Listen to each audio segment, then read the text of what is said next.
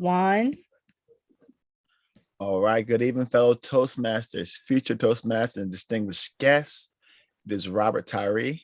I am your president of MSU Toastmaster Club number 979-269. You could have been anywhere today, but you decided to join us for our very first spotlight speaker with Ms. Sarisa Pleasant, DTM, Sarisa Pleasant. If you guys do not know what's about to happen, your life is about to change. We are doing aha moments for resume building. So I know you think you know about resumes, but until you've been seasoned, until you've been proven, until you've been certified, right? You may not know as much as our presenters. So we're excited to have our very own. She's Morgan State very own Sarisa Pleasant. So before we start, just wanted to say hello to our live people on live, people that's on Facebook, people that's on IG. We're excited. We've been promoting this, and we're happy to have you guys be a part. So this is our very first opportunity to present something that's new, something that's fresh. So we're looking forward to many more opportunities for bringing stuff that you guys desire. So before we start and get into the goodness of this meeting, does anybody have any opportunities that happened over the course of the weekend? Or let me just stop. How was everybody's Thanksgiving? Come off mute. What did you do? How did you spend your holiday? Great. What kind of food did we eat? Come on, y'all. I'll start with myself. Listen, I had an opportunity to spend time with my family. We we always cook at the Tyree's household. We had some yams, some macaroni and cheese, sweet potato, some collard greens, some ribs. So anytime that you're able to eat and just enjoy your family, it's always a blessing. Anyone else? Yes, I had an extended break. You know, we normally only get off the Wednesday. Well, actually, we normally only get off Thursday and Friday. They gave us a half day Tuesday and off Wednesday. So I loved it. Did a lot of resting, but more resting than normal. Yeah. All right, cool. Wait, I was mute. Was I muted the whole time? No, just at the end. No. Oh, okay. Well, listen, we're going to dive right into our main speaker. You guys have been waiting so patiently. I'm going to introduce her properly. Our speaker series presenter has been a Toastmaster for 18 years and enjoys sharing knowledge regarding her gift. She has a passion for helping others achieve the career aspiration by positioning her clients to look great on paper. Sarisa's completion of the National Resume Writers Association Certificate Preparation Program, that's long, has provided her with critical information that will be helpful for revamping your resume. She'll be presenting a 20-minute mini section called Aha Moments for Resume Building with a 15-minute Q&A. So please hold your questions to the end of the presentation. Please help us welcome distinguished Toastmaster Sarisa Pleasant. Yes. Welcome, good evening, Mr. Toastmaster, fellow Toastmasters, and everyone who is watching on YouTube Live and those who will be watching this broadcast a little later. Welcome. It is my pleasure, my honor to give this presentation to you this evening. I know Robert asked me a few weeks ago if I could participate in this, and it definitely was something that I definitely wanted to do for my Toastmasters family and the audience that's watching. And I am just so thankful tonight. So you all are going to get a wealth of information. I'm not going to go too deep into the woods of the resume building, but I think the information I'm going to share with you tonight will be extremely essential for when you revamp your own resume. Now, as you see behind me, I have the quote by Dale Carnegie: believe that you will succeed and you will. And so I just thought this would be the perfect backdrop. So, when I want you to remember this quote, because I'm going to be showing a PowerPoint presentation this evening. And when at the end of the presentation, I'm going to show this slide, this backdrop again. So just a reminder for y'all, just to believe you will succeed and you will. And now the pandemic, everyone, has caused such a huge work shift, and it has created pandemonium in the workforce. Now there's remote work there. At first it was frowned upon. Everyone wanted everybody in the office, and now remote, it seemed like it's just the way to go. Companies are saving retail space. It's more safe, more economical for everybody. It just works for everyone. There are a lot of people that are enduring career changes. Jobs that they had before has become obsolete now. And then there's other new industries that's building up. And so what we want to do is we want to position ourselves to be able to make that shift when we feel that we're ready to make that move. Now, my assignment tonight is to share with you information that I've learned over the years and some new information that I've learned with being part of the National Resume Writers Association. And I just wanted to share with you some tips that I've learned. And so I'm going to share with you my PowerPoint presentation. And just let me know if you can see it. Yes, ma'am. All right, so this evening's presentation is called the Aha Moments of Resume Building. And so what I want to do first is have you all look at this resume here. And I don't know if you can all see the text too clear, so I'm sorry if the text is too small. I apologize, but I can share this presentation after this is over with. But I wanted you to see this resume. And since we have a lot of educators here in MSU Toastmasters, I wanted to use Grace as our sample applicant. Now, Grace is a teacher. As you can see, she has taught in a couple different schools in a lot of different grade levels. And this is just a standard basic chronological format resume. And I say chronological because it lists the years in chronological order from her recent experiences down to the prior experiences. And then she lists a few of her activities and some interests. And then she has resume references on request. And so just take a look at this. And I'm going to show you what this resume is going to look like when it is converted into a functional resume when we get towards the end of this presentation. So take a good look at that. Okay, this is the before. All right, the next slide is strategy. When you think of resume writing is, you have to think of it as a strategy. Now, the definition of strategy is a plan, method, or series of maneuvers or stratagems for obtaining a specific goal or result. In other words, you have to think stratagems is to gain an advantage over the competitor.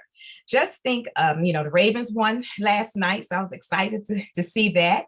And when the football players huddle, when, during the game and they huddle, they're getting their game plan together. They're like, okay, how are we going to beat this team? Well, we have to think of resume building the same way. How am I going to set myself apart from the other applicants out there? What sets me apart? And so this is very important. That's the first thing you should think about. Once you read the job announcement, you should be looking at this announcement, looking at your resume, or if you don't have one, definitely build one because it's definitely needed in today's world.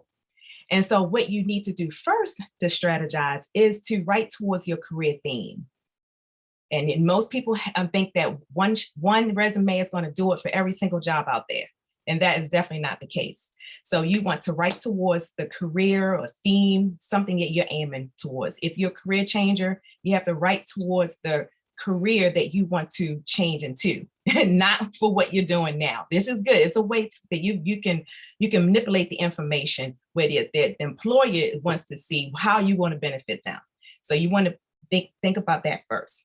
The second is you want to decide what to leave in your resume and what to take out. If you have experiences or information on that doesn't have anything to do with the job or the career that you're targeting, it's really not necessary for the resume. It depends on how old it is.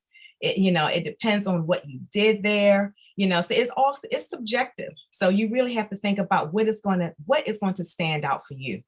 Use plenty of keywords, because that is what the applicant tracking system is going to be looking at. And I'll go more into the applicant tracking system a little later in the slides. So you want to, use, they're like buzzwords, and there's nothing wrong. And then usually what resumes is when you use bold and italics, it makes things like that stand out.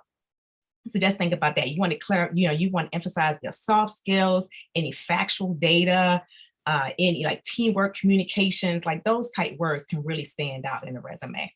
And so you want to always put your best first.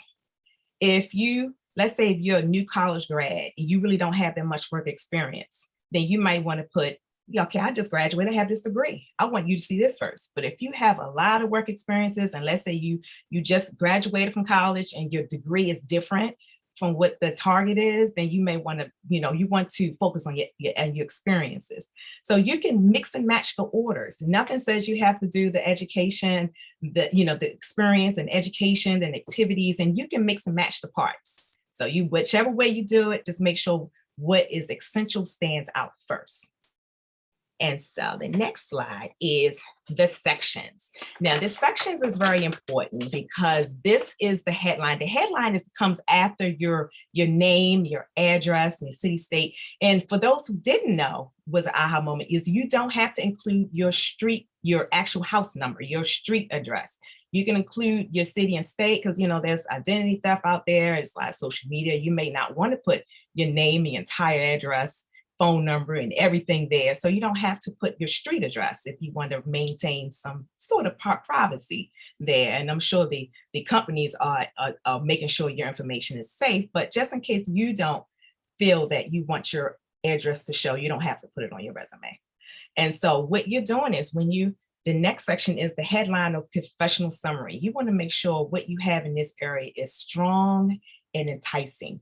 You want to make sure you list any specialized training. You have to think what's going to set you apart from the next person. You want to list any specialized training, how many years in the industry. Of course, the more years, it looks even better for you. Quantified facts, like let's say you supervise X amount of people. I supervise 50 people, or I reduce costs by 50% or 100%. You want to be able to highlight these things in your actual experience, or just a blurb in your professional summary. You want to make sure you list how are you going to be a problem solver for your next employer. That's what they want to know. You want to use a combination of not only bullets, but you want to use like a little blurb paragraph narrative as well. So you want to have the narrative and maybe like a few bullets, maybe 3 bullets, not too many, because you don't want to have a polka dot looking resume. And that is so outdated. So you want to kind of stay away from that. And you want to don't just focus on the list of duties. Don't let, and I'm going to go into that in the professional experience. So don't list a lot of duties. And your optional tagline, and this is something new that I just learned too, the optional tagline, I'm just going to show you how all this looks. The optional tagline targets the main job. Like let's say if you're interested in becoming a human resources professional or human resources specialist, that would be your tagline. So when they say it like, oh, wow, human resource specialist, oh, okay. So it's something, it just grabs the attention immediately. That's just an example. And I'm going to go to the next slide so I can show you how that would look. This is just a half, this is the top, this will be considered the top portion of the resume. You have your name, your address, and this is fictitious. This is not a real person. So this is classified as I'm sorry, let me go back. Yeah, this is considered the professional summary. See, this person is an elementary educator with more than 20 years of proven experience. And when you have this summary here, it just gives the employer just a little snippet of what may come. And so this just grabs the attention immediately. And then you want to put the quality, look, see here, this is called tagline on it with New Teacher Mention Award. And then you have an excerpt, and this is new. This is a strategy, everybody. Like, let's say if someone had said something nice about you and, don't just wait until the performance evaluation time to just keep that tucked into yourself. You can put that in your resume.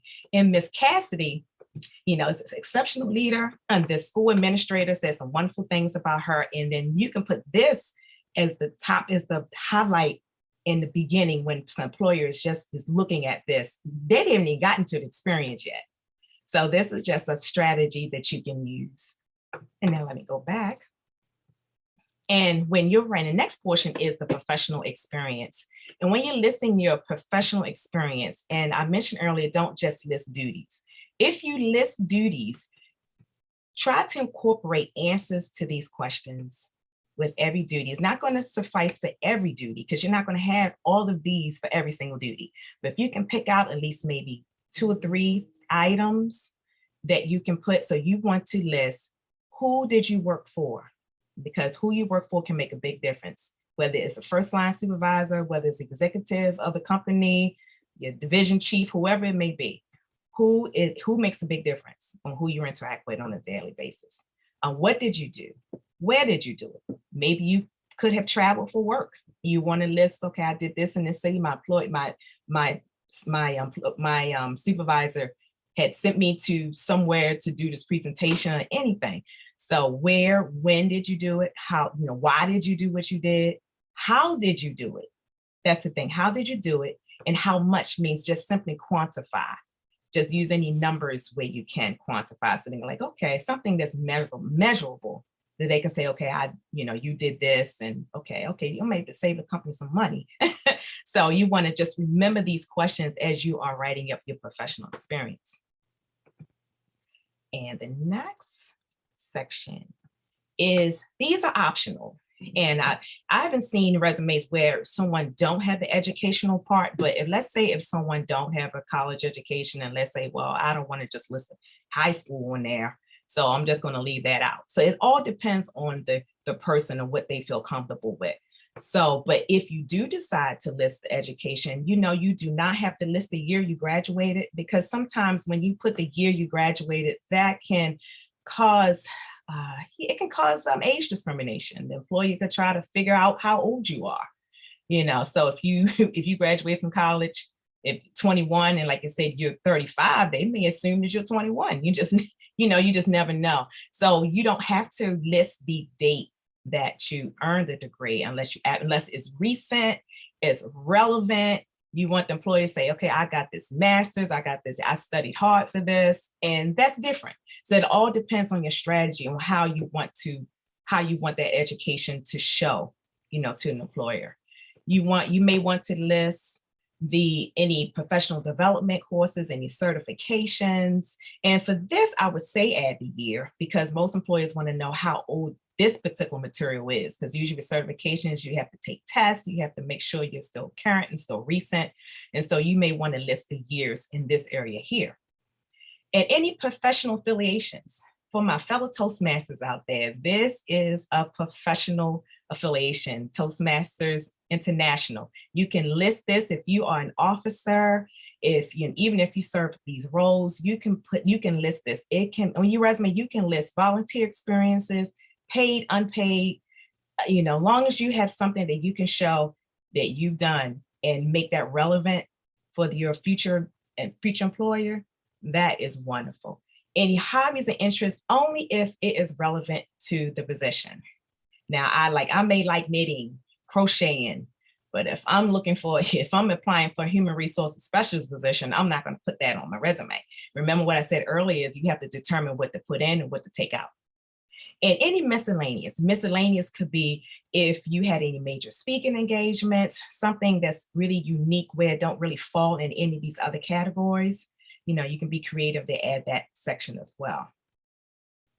And the next is any additional tips. Formatting and design. I know sometimes when you see resumes, or some employers, human resources specialists look at some of these resumes, the formatting, it just does not look appealing. And if a resume is not appealing to an employer, they're not going to want to read any further. You only have a few seconds to get their attention. And so one thing you want to make sure is your resume is readable.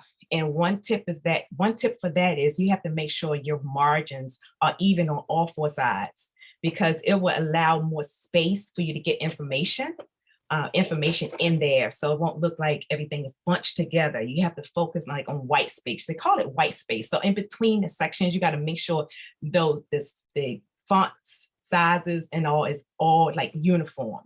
Like if you have different headings, you want to make sure, okay, I want 8 points in between here and 8 points, you really have to make sure the spacing is right. And so you want to use maybe like a 1/2 inch on all 4 sides. And then next you want to avoid long lines of text, long lines of text. Mostly 5 lines is good enough, because if you're using almost the whole entire width of the paper, 5 lines is plenty of room to get information in. So you don't want too many, but maybe I'll say about 5 per job. Or if you're going to do a different format, maybe bulleted form as far as the individual, like the actual experiences that you want to highlight. And so you want to make sure you use the point size. I know a lot of people love Times Roman, and Times New Roman is great, but try Arial. The Arial point, don't go any smaller than 9. Don't go any larger than 12. If you are trying to manipulate data, like let's say if you have a little bit of text on the second page of your resume and you have it's always good not to have just a small amount of text on the second page. That's when you have to tweak the font sizes to make sure you either tweak the font sizes, either make it bigger, make it smaller, take something out. You have to, make sure that it doesn't, you don't have a page and like a little portion of a part on page 2. So at least make sure you cover at least half of the second page to utilize the second page. Same thing with the third page, so you want to make sure you cover as much as possible. So, and you want to actually, and I know it's a thing that people have an issue with, is how many pages should my resume be? It all depends on your experiences. If you're a high school graduate, you're not going to have any more than one page is going to be enough. If you're mid-level is 10 years, at least 10 years of work, you may have 2. But if you're executive, you're executive in this big corporation, you're going to have at least 3. At least 3 pages, and there's nothing wrong with that. As long as the 3 pages are concrete information, something that is really relevant to how they're going to benefit the company, that is certainly fine. So it all depends on the experiences that you have in your industry. And the next is the applicant tracking system. And this was an aha moment for me too. And usually with the tracking system, it just helps candidates prepare for hiring and recruitment. So basically it's this system that the resumes are put into. And so that's why I said keywords are so important, because this applicant tracking system can pick up keywords. That's when you have to make sure your formatting is right. So do not put your name, your address and phone number and LinkedIn information inside of a header, because that information can get, it can be separated in this system. And that was something different that I've learned. And usually I don't use headers too much where I'm putting all my information in the header and footers. You can use it maybe for a page number, but don't use it for your contact information. You may be the perfect candidate, but someone may not be able to reach you. So be careful with that. Do not use columns, because sometimes the columns, it will jumble the information in. So it's like so sometimes if you don't hear call back, it's not because you're not the perfect candidate. Sometimes your resume just would not be readable.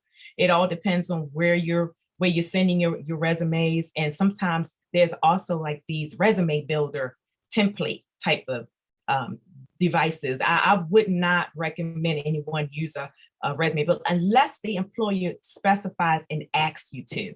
If they have an option, sometimes when you apply for jobs, they give you an option. Do you want to do a resume? You want to build a resume, or do you want to submit it PDF or Word format? So I wouldn't recommend that you use any type of columns. Don't use your information in headers.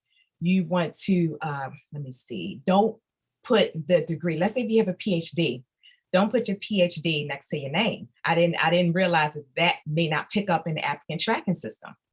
And I'm like, okay. So if, you can use, sometimes even when you PDF a document, everything will stay together, but sometimes it depends on what employer you're applying for. It really depends. That's why I encourage you all to read that job announcement, study the job announcement, Do not even attempt to even do your resume until you know exactly what the employer is looking for. That is my number one tip for you. Use some of the keywords that's in the announcement to help you out in your resume. And so you have to really do a comparison there. You know, you have to do a comparison. If you know your skill set is close to, okay, I know I can do these things. You want to be able to study it like a test. Okay, I can do this. Study it like a test. And because it's gonna make a big difference in getting seen. And let me see, no live links. No live links. So, you know, when you go into your resume, you can set it so that you can't click it and it opens. So you want to make sure no clickable links. And so you have to be careful with using images and pictures and text boxes. You know, you really have to be very mindful of how you use these other ways of getting employers' attention. Sometimes too much may be too much. And like you say, you want to make sure you just set yourself apart. Every way we want to do it, just set yourself apart and just make sure everyone can get a chance to be able to utilize the information that you put. And the next is the grammar and proofreading. Please, everybody, use plain language. The employer do not want to figure out, they don't want to read a resume where you have to break out a thesaurus to find out what you're talking about. And let's say, for instance, you are called for an interview. And with the interview, and they're asking you, okay, well, you did this, and you're looking like, so then they're thinking, did you write this?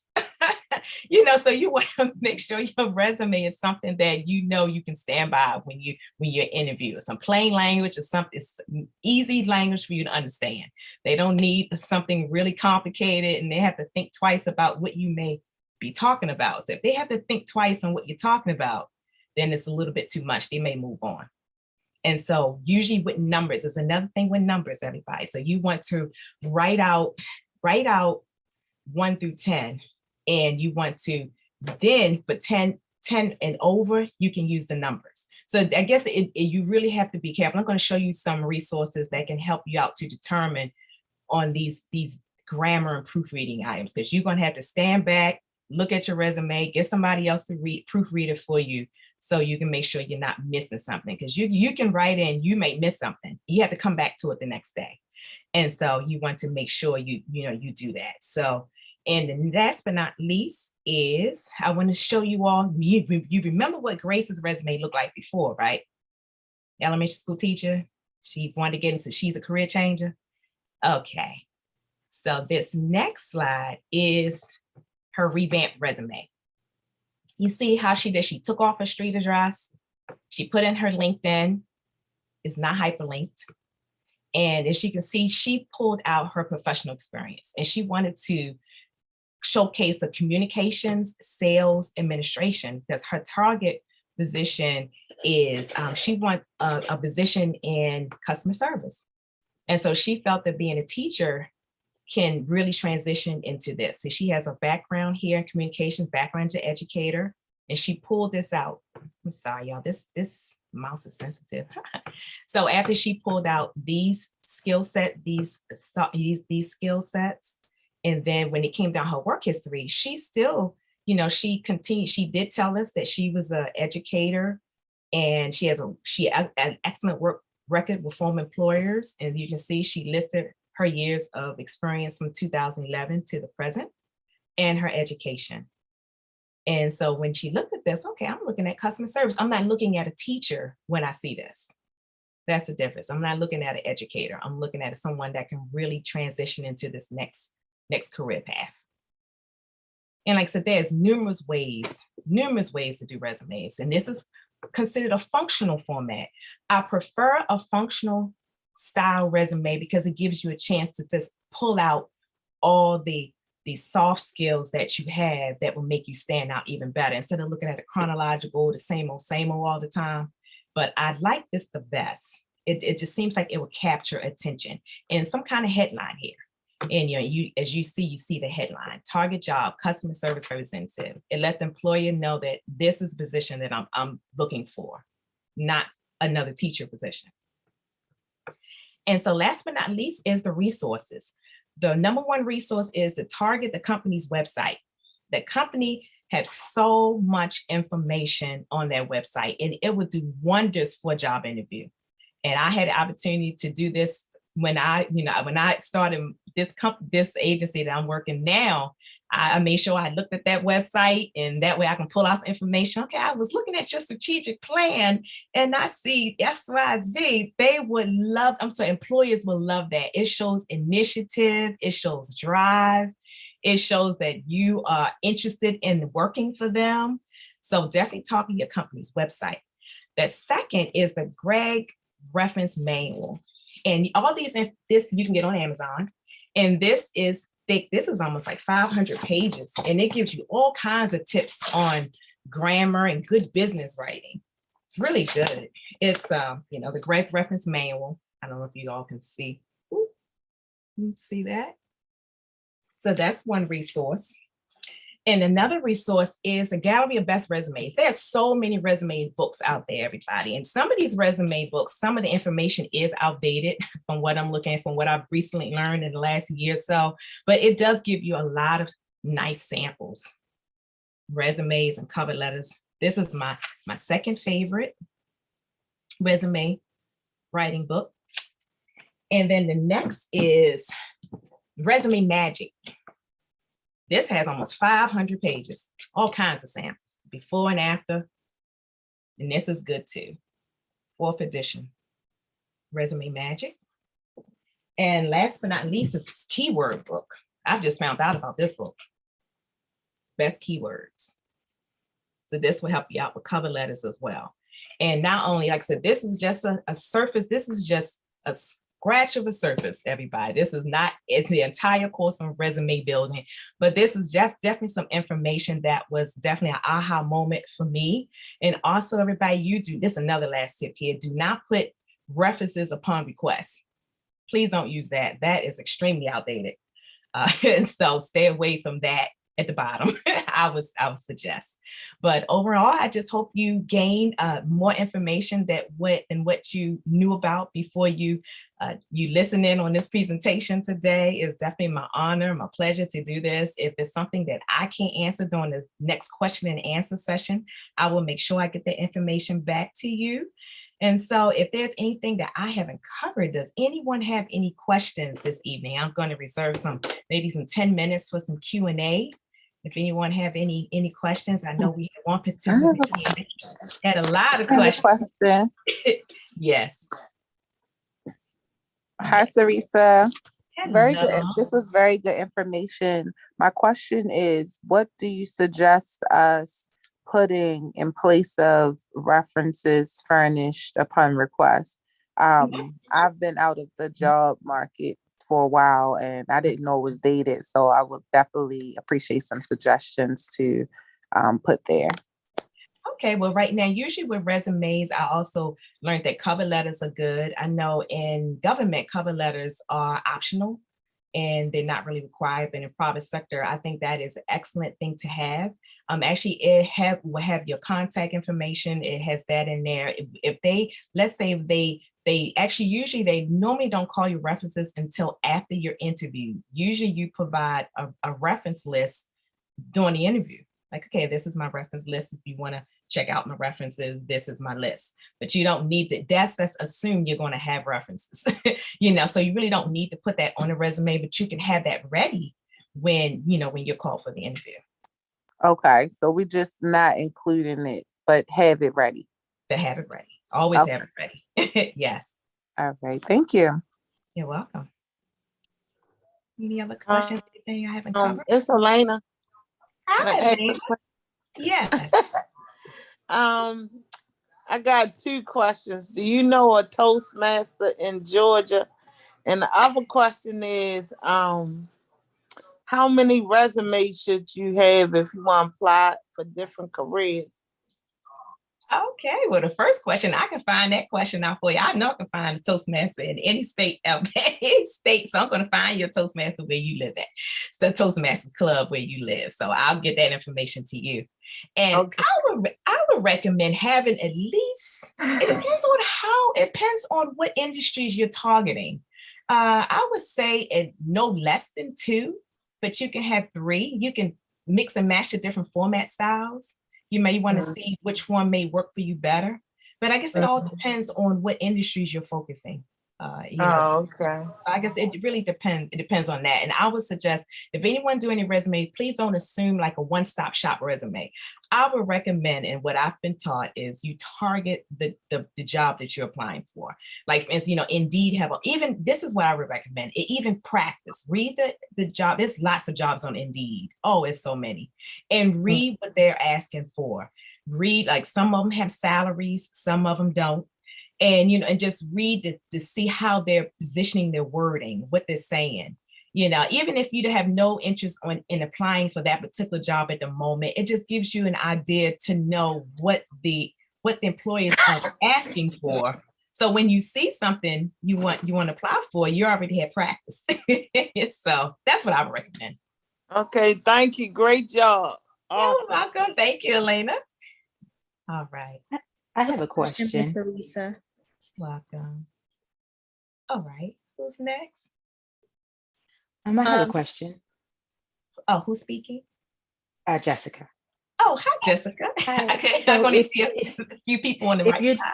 Right. If you're doing hard copy resumes, is there a certain paper quality that you should be using?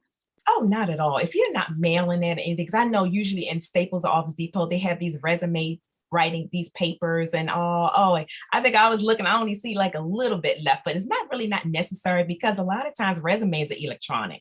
People want you to send it. They don't really want you to mail anything. So then you don't want to mail anything because you would hope they would get it.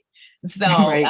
Because since everything is digital, electronic, usually the paper doesn't really make a difference. I mean, if you want to keep it for your own records, just to have like this nice quality paper sheet resume, then you can. But usually that was important, like maybe many years ago when you had to mail them in.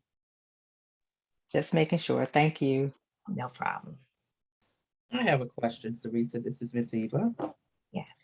As a retiree, and I've been working on my job for over 30 years, and if I decided to go back into the workforce and I want to change my career, what advice would you give? I would have you target your skill sets. Target your many years of experience, and you would have that in your headline, your professional summary. You would definitely want to highlight your years of experience, where you had a majority of that experience, and just list the main meat and potatoes of that actual position or positions, and just summarize that and just put that there in your professional summary. And then you can notice. Okay, because I've heard some people that have been out of work since the pandemic, and I've heard people say they have put in at least 25 to 30 resumes, and I don't mean people that are retired. I mean people trying to get back into the workaday force. Yes. What advice would you give them? I would say just keep trying, just look and make sure they get a second opinion on their resume. Like it maybe they just looked at a resume and they don't see anything different or wrong or anything with it. I would suggest that they have somebody else take a look at it, maybe find somebody else in the industry that the person's trying to move into, and just get their honest opinion. It don't have to be the actual company that they're trying to work for, but maybe similar, and maybe get their insight. And so I would do that. I would definitely try to say, okay, what is going on with my resume here? I don't know what's going on here. Just get a second opinion just to find out if it's readable, if it makes sense. If they were a recruiter, would they hire them or would they interview them? And that's where I would go next with that. Thank you. I was thinking about what you said in the presentation, that maybe have more than one resume. Yes. They may have taken that resume and the same resume and sent it to the 25 or 30 companies, and it's saying the same thing, and maybe that's what's holding them back. Thank you. This presentation was very well. Not that I'm ready to get back to the workaday force yet. But just in case, I got your number. Thank you so much. Yes, indeed. No problem. Does anyone else have any questions? Mr. Robert? Oh, Angela? Ladies first. Angela. Mr. Risa, first, I want to thank you for just taking the opportunity to share your knowledge. Excellently done. My question is, when you know that you're not the person that put the buzzwords together, you know that you're not going to make it so great to be able to give to your employees, and you go to outsource to get your resume done. Mm-hmm. You have a job, you're in that profession. What is a good price range for someone to actually do your resume? Oh, wow. Actually, I'm still searching myself, actually, because resume writing is suggestive. We have some people out there doing this for a living. And so if they're doing this for their main job, made for a living, they may charge a little more than someone that's doing this on the side or redoing this for a friend. So it really all depends on who you contact through the association. I know I'm a member of the Resume Writers Association, and they have a pool of resume writers that's associated, but I haven't personally went out and asked, okay, how much do you charge? How much do you charge? But I know for cover letters, for sure, I think it was a workshop that I participated in that I listened in, and this person charged $80 just for a cover letter. So I can, and maybe like I said, depends on I think if they charge based on the experience level, the background, like if executive, it really all depends on how much experience you have. Okay, and to piggyback on that question, what are some warning signs if you're hiring, you're outsourcing, that say, hey, they're not doing it right? Because you say you don't want to do a template, you don't want to be in that same boat with everybody else got the same thing. So what are some warnings to say, no, don't go with this person? Basically, I would say interview them, actually have them show you samples of their work. They can usually, when you're a resume writer, they have to make the information fictitious, so they're not sharing someone's real, information, with you. So they should have a way that they can block out and X out people's personal information, where you just see the resume styles and the formatting, and so you can interview them just like you do. Like I interview my realtor. I don't know who to use, but I'm going to interview you, see which one I like the best. So you can interview them. You may find like maybe there's 2 or 3 that you want to talk to. You're like, okay, before I hire your services, I want to see some samples that you've done. I want to see it before and I want to see it after. Got it. Yes. Thank you. You're welcome. Okay. Robert, do I have any more questions? Or? Yes. So okay, my question was kind of similar to Angela's. Is there anything that we should, I'm sorry. Is there any online sites that we can use to kind of like reference? I know you provide a bunch of books, so I know that like this is your profession, but like for a young professional like me, I might want to use something online. So is there anything that we maybe go to kind of, Okay, I'll research that and let you know, because I basically dealt with the professional organization that I'm a member of. So I would search some articles here and there, but I don't know of any sites that would actually so I can research it and let you know, because maybe the association has some recommendations as well. Okay. Do we have any more questions for our guest speaker tonight? Oh, yes, we do. Huh? Oh, so I don't have a question, but I was taking so many notes because so we were over here going live, telling everybody to come and get this good news. And one of the things I said was, I know that they say have 1 page for your resume, and I'm like, I have literally butchered my resumes trying to get it down to 1 page, because like I've heard that was the thing. So like to hear you say, as long as it's relevant, use economy of words. Don't say everything, just say the important things and keywords. I love that keyword book is something that I'm interested in. What else did you say that I was really like, what? Like the order. I love that you don't have to put it, that order is not like something you have to do. Mm-hmm. Be like the example that you showed that had the skills, that you can focus on the skills, and you don't have to say, oh, for this year, from August 2001 to you know, because why is that important? Because they might be like, oh, that was too long ago. You don't remember. You don't even know that. So I just wanted to mention that I just learned so much. So you answered all of the questions that I had and really gave me information that I didn't know. So thank you so much. And thank you for sharing your skills. Welcome. Thank you, Natasha. It's my pleasure. Crystal? I have a question. Yes. Yes. Sorry, there's a lot of noise in the background, but the question I had was in reference to these new resumes now. We were kind of talking earlier about sites like Canva, where you can choose resumes. And a lot of the resumes that they have on there are side by side.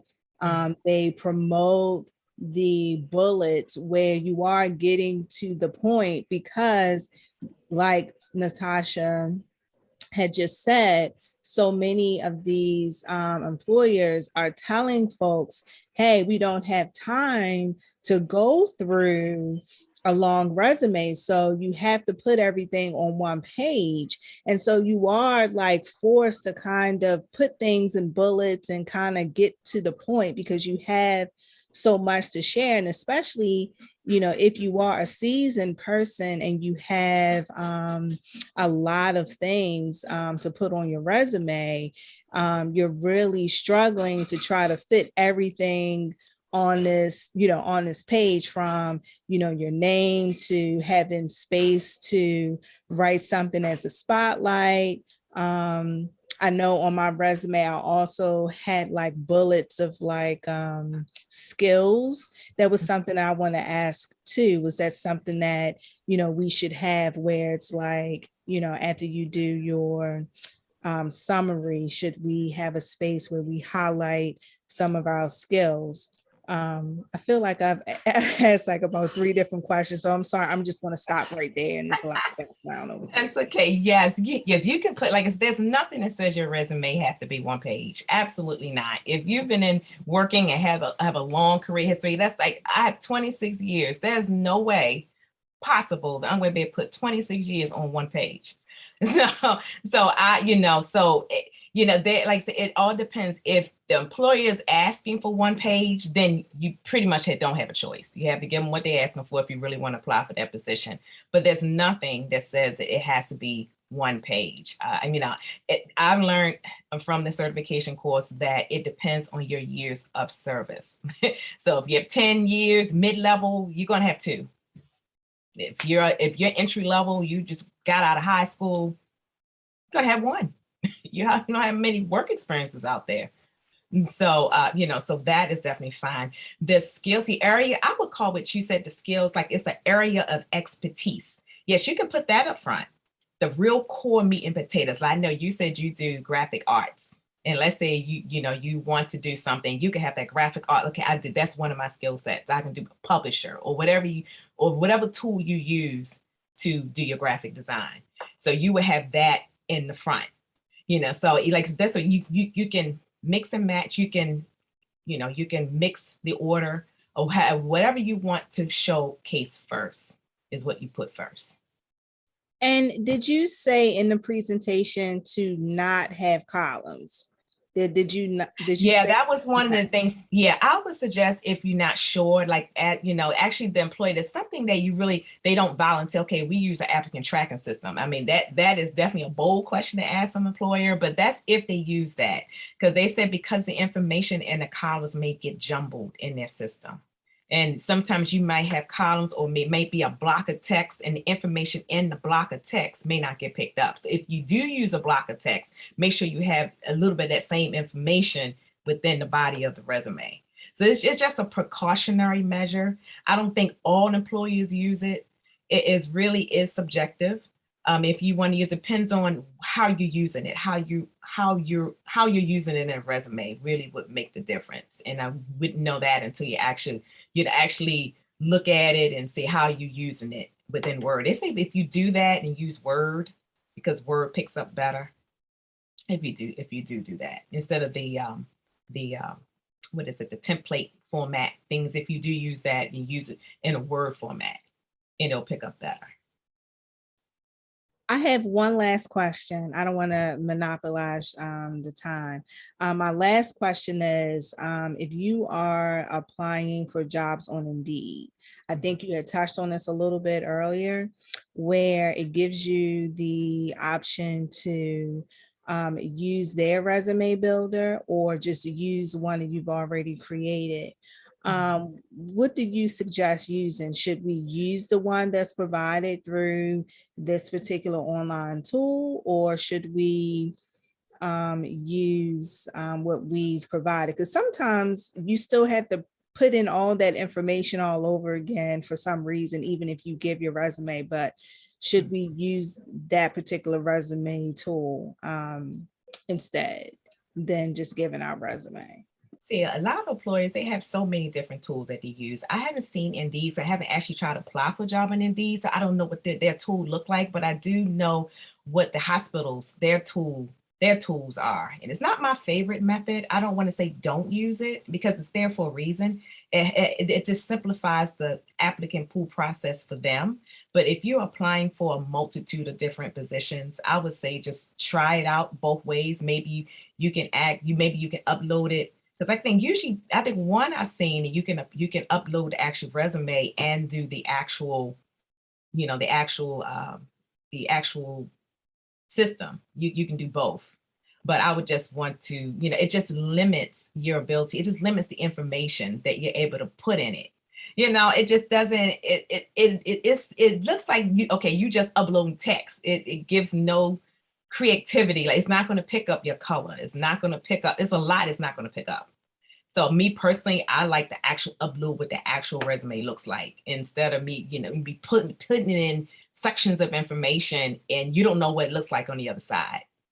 You really don't know what it looks like on this. They do a print, you really don't know what it's going to look like when it hits the employer. But that's just my personal preference.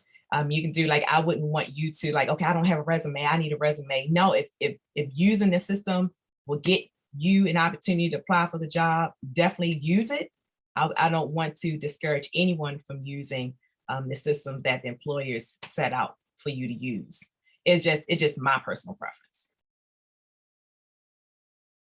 Thank you. You're welcome. All right, Mr. Robert, I don't see any other hands. Okay, I guess my assignment here is complete. And like I said, if anyone missed anything, please, you can look back at this broadcast. This is being recorded. My email address, if anyone has any questions, is theresumelady2014@gmail.com. If you have any further questions, you can send me an email. All right, everyone. Thank you so much for coming out today. Teresa, if I could just leave some comments. So much information that I've never heard before. I thought I was very seasoned at resume building. I was a manager for 17 years at the world's finest customer service establishment. I won't mention their names, but it was amazing though. So like I'm taking notes and just listening to the information. I love the information at the very beginning about the quote somebody said to put it on your resume. Like for me, that just stands out, and to see the before and after of that young lady's resume. I'm a teacher, so I'm taking notes. Amazing. Like it was night and day. It was so clear, very presentable. So for me, I had an amazing time. I'm sorry, hold on one second. Yep. So I had an amazing time. So I want to thank you guys so much, right, for coming out and allowing you just to use your gift. So Sarisa, is there any way that we can get more information or reach you? Yes, I share my email address, theresumelady2014@gmail.com. And I'm going to put that in the chat. I entered it into the chat for you. Okay. All right, y'all. So thank you so much, Sarisa. Listen, we had a great time. You came out and just did your thing. So y'all, if y'all please can give it up for Sarisa one time, please. Thank you. We look forward for the next speaker spotlight. So if you guys have any comments, any feedback, any ideas that you want to hear about, drop it in the chat. You can also drop it or DM us at Morgan State Toastmasters. We just are so excited to have you. So y'all, that is our time for tonight.